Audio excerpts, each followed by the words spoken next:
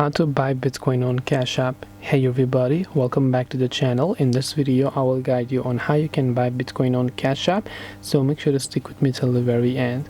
Now if you want to buy Bitcoin on Cash App, it's actually quite very simple to do so.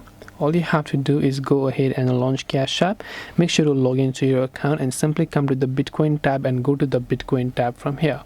Once you go to the Bitcoin tab, you will see this interface where you can simply select the amount of Bitcoin you want to buy in dollars, and you can also enter a custom amount and tap on the next option.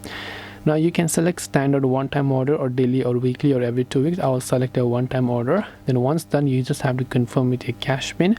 Once you confirm your cash pin, on the next page you simply need to confirm your Bitcoin purchase of certain amount of dollars. Then you can tap the confirm option, and here you will get a notification like this that says you have successfully purchased Bitcoin. This way you can buy Bitcoin on Cash App. Hope this video was very helpful. If you have got any more questions, feel free to also leave them down in the comment section below. Thank you for watching till the very end of the tutorial, and see you soon in the next video.